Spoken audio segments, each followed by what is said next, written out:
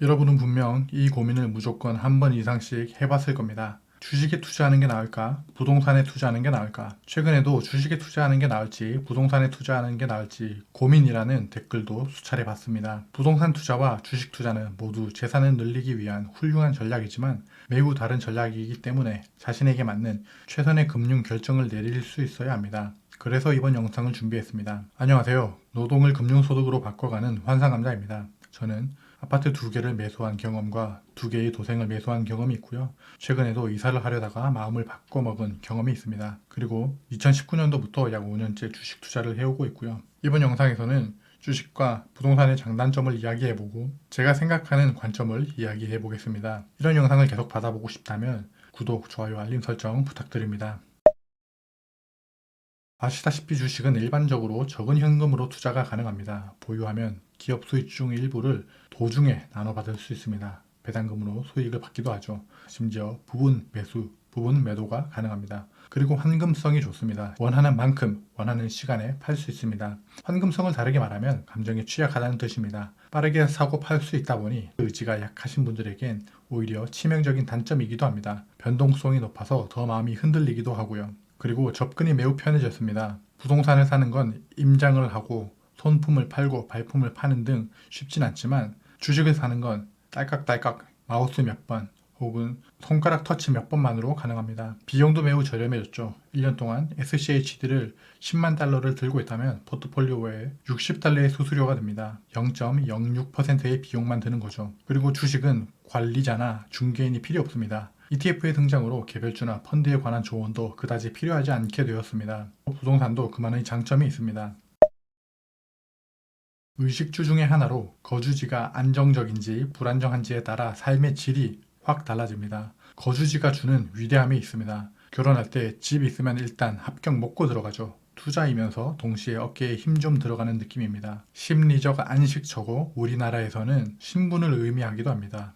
반대로 주식이 있으면 집처럼 편안할까요? 신분을 의미할까요? 그렇게 느끼는 사람은 보지 못했습니다. 부동산 가격은 0이 될 가능성이 없습니다. 주식은 파산이나 상장 폐지가 될 확률이 있죠. 주식은 변동성이 높은 반면 부동산은 변동성이 낮습니다. 부동산은 10%만 떨어져도 하락장이라고 합니다. 주식은 하루에 한 번 10% 왔다 갈 수도 있는 퍼센트인데 말이죠. 대출을 끼고 자가로도 부동산을 살 수 있습니다. 무슨 말이냐? 투자 겸 내 집 마련이 동시에 가능하다는 의미입니다. 대출로 인플레이션을 해지하면서 거주를 해결하는 방식이죠. 인플레이션이 자본이 없는 사람에게는 위험하지만 대출에도 인플레이션이 적용되면 인플레이션은 좋은 방향으로 작동합니다. 두 마리 토끼를 잡는 투자처인 거죠. 주식은 투자와 거주지를 따로 해결해야 됩니다. 그리고 또한 한국에는 전세 제도가 있습니다. 전세 제도를 이용해 대출로 갭 투자도 가능하죠. 주식과 똑같이 3천만 원을 넣더라도 대출을 끼고 넣으면 부동산 수익률이 월등히 좋을 수 있습니다. 다만 시기를 잘못 고르면 역전세 시 힘든 시기를 보낼 수 있습니다.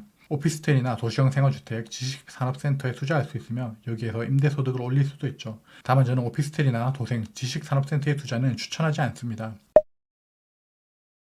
단점으로는 거래할 때 중개인이 필요합니다. 그리고 세금이 많이 들고요. 비용이 크게 들고요. 그리고 최근에 다른 부동산 단점으로는 지방 소멸이 등장했습니다. 지방 소멸, 저출산, 고령화가 주는 임팩트가 있습니다. 이전까지 부동산 불패가 가능했던 이유는 성장하는 대한민국이었기 때문입니다. 부동산 가격이 올라도 구매력이 있는 세대가 지속적으로 나왔습니다. 구매력이 있는 기업이 나왔고요. 이제 우리나라는 어느 나라도 가보지 못한 길을 갑니다. 노동력이 줄고 세수 부족 현상이 나타나면 지금보다 훨씬 많은 이민자를 받아야 합니다. 취업이든 유학생이든 결혼 이민이든 지금보다 훨씬 많이 받아야 국가가 유지될 수 있습니다. 이미 지방을 가보신 분들은 아실 겁니다. 생각보다 이민자들이 많이 들어와 있고 그에 따라 환경도 바뀌고 있습니다. 외국인이 한국인보다 더 많은 한국 재래시장을 보셨나요? 외국인이 방문객의 절반 이상을 차지하는 곳도 있습니다. 대한민국은 민족주의가 강하기 때문에 외국인이 많은 지역보다는 한국인이 많은 지역을 선호합니다. 그에 따라 한국인이 많은 지역, 그리고 비싼 지역은 급격히 비싸질 것이고 그렇지 않은 지역은 소멸 위기까지도 갈 수 있습니다. 그런 면에서 안전한 투자처에 투자하는 게 낫지 않을까 생각합니다. 안전한 서울에 투자하는 게 낫습니다. 이걸 모르는 사람이 없습니다. 다만 서울은 초기 투자 비용이 많이 드는데 장기 투자형 선택지가 점점 없어집니다. 한번 높아진 부동산은 주식처럼 액면 분할을 할 수가 없죠. 부동산은 그들만의 리그가 됩니다. 전세 끼고 매수하는 위험 부담이 점점 높아집니다. 정부는 전세를 원하지 않습니다. 최근에 전세 사기도 많이 일어났고요. 점점 상식이 사라지는 사람들이 많아졌습니다. 갭 투자를 해도 세입자를 받았을 때 세입자의 부당한 이삭값을 요구한다든가 본인 부주의로 기물을 파손하고선 배째라식으로 나오는 경우가 많습니다. 수리비 요구는 일상이고요. 2년이 아니라 4년 주기로 전세금을 올릴 수 있습니다. 그렇다면 4년 이후에 수익이 잡히게 됩니다. 4년이면 긴 시간입니다. 주식시장에선 4년 뒤면 주식시장에선 어떤 일이 일어날지 모릅니다. 부동산도 마찬가지예요. 대선이나 총선으로 관련 환경들이 급변할 수 있습니다. 상승장에서 하락장으로 바뀌거나 혹은 하락장에서 상승장으로 변할 수 있습니다. 내가 4년 전에 계획한 대로 움직이지 않을 확률이 커지는 거죠. 주식과 부동산 수익률을 비교해 볼까요? 압구정 현대아파트나 애플처럼 특정 종목을 놓고 비교하면 비교하는 게 난감해집니다. 생존 편향도 있고요. 그래서 인덱스 펀드와 서울지역 대상을 비교군으로 선정했습니다. 서울지역 대상 아파트의 실거래가 가격 지수 데이터를 볼까요?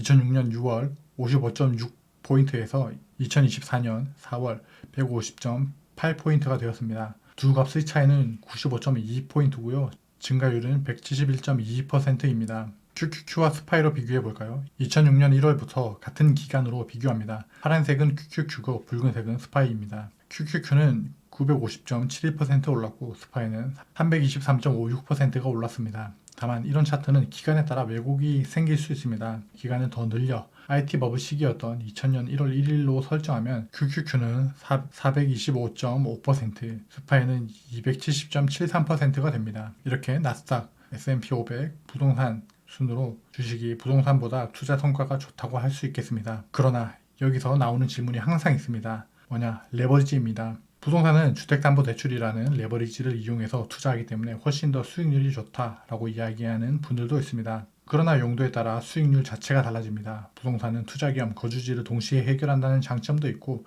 갭 투자도 할 수 있다고 했죠. 레버리지를 이용한다면 아파트를 본인 거주용으로 사는 것인지 투자용으로 산 후 본인은 다른 곳에서 사는 것인지에 따라 레버리지 수익률 자체가 굉장히 많이 달라진다는 점이 변수입니다. 또한 금리 인상기에 연끌했을 땐 부담할 수 있는 영역도 사람마다 다릅니다. 누구는 100만 원은 대출을 하고 감당할 수 있지만 금리가 올라 100만 원이 250만 원이 되었을 때 누군가는 파산할 수 있습니다. 그리고 레버리지는 주식도 있습니다. 다만 주식 가격이 떨어지면 현금 청산을 당할 수도 있는데요. 그건 부동산도 마찬가지라고 봅니다. 작년처럼 역전세를 당했을 때 전세금을 돌려줘야 하는 상황인데 내 집에 아무도 들어오지 않은 상황이 생길 수도 있다면 그것도 청산당하는 포지션인 거죠. 반면 주식은 청산당하지 않게 QQQ의 2배인 QLT도 있고 3배 레버리지인 TQQQ도 있습니다. 그래서 동일한 비중으로 레버리지 비교하는 게 불가능해서 따로 언급드렸습니다.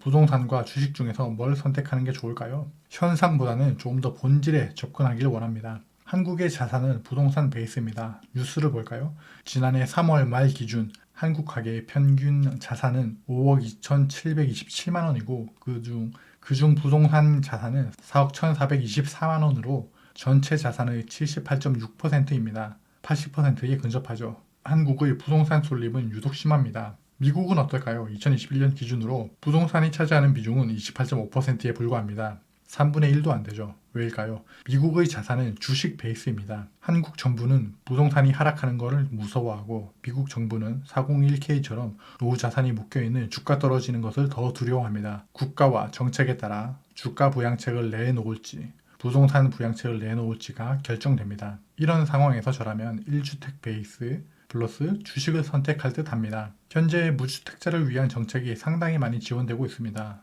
취등록세가 낮고 정부 정책의 수혜를 가장 많이 받는 게 무주택자 혹은 1주택자입니다. 레버리지도 아주 좋은 수준으로 높게 이용할 수 있고요. 지금 감당할 수 있으면 금리 인하 시에는 금리 인하 청구권을 이용해 더 낮은 수준의 금리까지도 노려볼 만합니다. 투자 겸 거주지 해소 목적으로 부동산을 산 후에 대출 상환과 주식 투자를 상황을 보고 조율할 듯 합니다. 그리고 가능하다면 일시적 1가구 2주택을 노리면서 거주지를 상급지로 올리고요. 부동산에 더 이상 투자하지 않은 이유는 단순합니다. 과거 일본도 부동산 투자로 고령화에 대비했지만 주식시장 부양과 펀드를 통해 국민 노후를 준비하는 미국식 모델을 따라가고 있습니다. 최근 한국 국장에서 진행한 밸류업 프로그램도 일본이 한 것을 보고 따라 만든 겁니다. 미국의 노후 준비도 주식으로 준비하고 있고요. 일본의 노후 준비도 주식으로 준비하려고 밸류업을 시작했습니다. 한국의 노후 준비도 이제 부동산이 아니라 주식으로 준비하는 듯 보입니다. IRP나 개인연금계좌, ISA 등으로 노후 준비를 스스로 하는 사람에게 더 혜택을 주기 시작했죠. 산업화를 거쳐 금융 시스템이 발전하는 나라에서는 예외 없이 주식으로 노후 대비를 하는 식으로 발전하고 있습니다. 이유는 단순합니다. 아무리 강남 아파트를 보유하고 있어도 일부 매도해서 현금화할 수는 없습니다. 질병, 상해, 부모님 부양 등 현금이 필요한 시기에 빠르게 대응할 수 있는 것은 현금이고 현금과 비슷한 환금성이 좋은 주식입니다. 개인적으로 주식과 부동산 둘 다 돈을 벌 수 있는 투자처라고 생각합니다. 개인 성향에 따라 영향도 있긴 하지만요. 그러나 더 중요한 것이 있습니다. 정책입니다. 국가에 따라 정책에 따라 자산 격차가 생길 수 있습니다. 무슨 말일까요? 정책적으로 세금 부과를 하느냐, 세금 혜택을 주느냐에 따라 순이익이 크게 달라집니다. 그걸 적절하게 이용하셔야 됩니다. 주식은 다양한 포지션을 가질 수 있지만 부동산 크게 한 채 이상 가질 때 제약이 있습니다. 세금 중에 양도소득세, 취득세, 종합부동산세도 내야 합니다. 중과세를 때리기도 하고요. 다주택자가 되면 일단 손해를 보고 시작합니다. 세금 때문에 최소 매수 후에